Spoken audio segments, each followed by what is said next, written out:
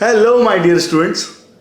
In this lecture, we are going to cover introduction and objectives of periodic table. Those who are not familiar with me, I am Anirudh Sinha, highly qualified graduate, awarded and recognized by many dignitaries and institutions. Before going to start the lecture, let me ask few questions. क्या किसी language को सीखने के लिए उसका alphabet जानना जरूरी है? आपका आंसर होगा यस, करेक्ट है। जैसे तेलुगु सीखने के लिए तेलुगु के अल्फ़ाबेट्स का आना जरूरी है, इंग्लिश सीखने के लिए इंग्लिश के अल्फ़ाबेट्स का आना जरूरी है। इसी बेस पर हमारे साइंटिस्ट ने केमिस्ट्री को एज अ लैंग्वेज मान लिया।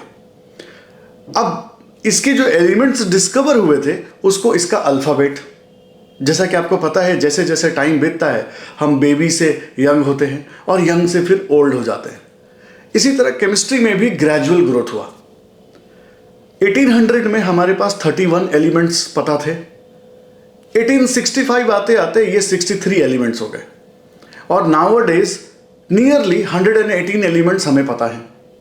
अब इतने सारे एलिमेंट्स अगर हमें पता है तो इनके फिजिकल एंड केमिकल प्रॉपर्टीज भी अलग अलग है, तो इन सबको याद रखना इट्स वेरी डिफिकल्ट। तो साइंटिस्ट ने जिन एलिमेंट्स के प्रॉपर्टीज सेम होते थे उनको एक सिस्टमेटिक अरेंजमेंट दिया। इस सिस्टमेटिक अरेंजमेंट को ही हम पीरियोडिक टेबल बोलते हैं। अब आप सोच रहे होंगे कि ये क्या ऑब्जेक्टिव है इसको पढ़ने का। At the end of this chapter, जब हम ये चैप्टर खत्म कर रहे होंगे तब तक हमें आइडिया मिल जाएगा कि उन्होंने सिस्टमेटिकली क्यों अरेंज किया इन एलिमेंट्स को, और मॉडर्न पीरियोडिक टेबल कौन से बेस पे काम करता है।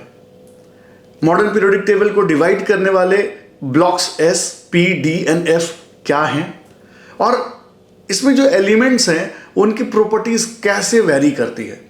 To know all these informations and more, please watch my all the lectures, and yes, thank you and be grateful to universe.